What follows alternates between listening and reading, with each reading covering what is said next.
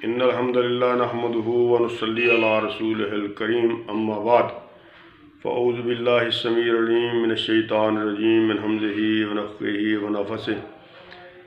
تمام مسلمان بھائیوں، بہنوں، بیٹیوں، دوستوں سے گزارش ہے کہ اس وقت پوری دنیا کے حالات جو ہیں بڑے خراب ہیں کرونا وائرس کی وجہ سے۔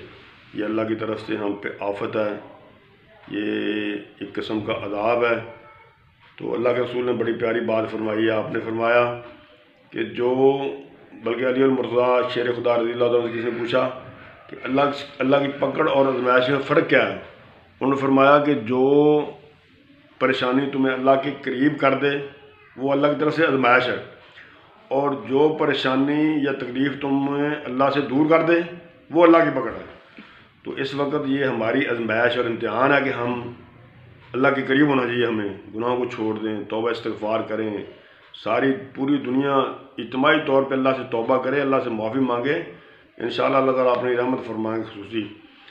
تو یہ دعائیں اور یہ ذکر اذکار بھی تب بھی اثر کریں گے جب ہماری اعمال جو ہیں وہ درست ہوں گے، ہم اپنے آپ کو چینج کریں گے۔ ہم گناہ کرتے رہیں، جھوٹ بولتے رہیں، رشوت کھاتے رہیں، اور ہمارا رزق جو ہے وہ حلال کا نہ ہو۔ اللہ کے رسول نے فرمایا جو حرام رزق کھاتا ہے اس کی تو 40 دن نماز قبول نہیں ہوتی، جو ایک لقمہ حرام کا کھا رہے۔ تو یہ کیسے ہے کہ ہم حرام بھی کھاتے رہیں، رشوت بھی لیتے رہیں، جھوٹ بھی بولتے رہیں، کسی کا حق بھی کھاتے رہیں، اور دعائیں کرتے رہیں، پھر کہیں جی ہمارے دعائیں قبول نہیں ہوتی۔ ایسے دعائیں قبول نہیں ہوتی۔ تو یہ وقت ہے ہم رات کو اٹھ کے ٹائم نکال کے اللہ سے گڑگڑائیں، اللہ سے معافی مانگیں، سجدے میں پڑھ کے۔ آج کل اذانیں ہو رہی ہیں جی، اذانیں یہ نئی بدعت شروع کی ہے، نیا طریقہ نکالا ہے۔ اذانیں تو آلریڈی مسجد میں ہو رہی ہیں، نمازوں کی ضرورت ہے بھائی، نمازیں پڑھیں، رات کو اٹھ کے اللہ سے معافی مانگیں۔ یہ اللہ کی طرف سے عذاب ہے، اللہ سے توبہ استغفار کریں۔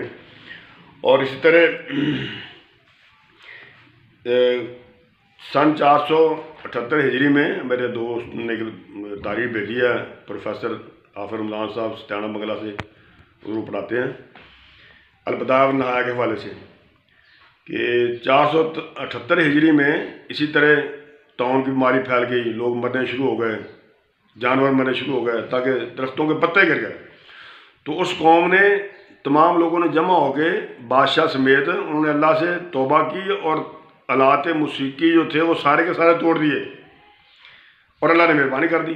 تو اس وقت یہ ہمارے لیے بھی سبق ہے، ہم ایسی باتوں سے سبق سیکھیں اور اپنے آپ کو چینج کریں۔ ہم نے دیکھا ہے کئی گھروں میں چھٹیاں ہیں، وہ جی کیبل چل رہی ہے جی، گانے چل رہے ہیں جی، فلمیں چل رہی ہیں جی، موسیقی چل رہی ہے۔ اور بھائی اللہ سے ڈرو، یہ مذاق نہیں ہے جس کو ہم مذاق سمجھ بیٹھے ہیں، ہم انجوائے کر رہے ہیں۔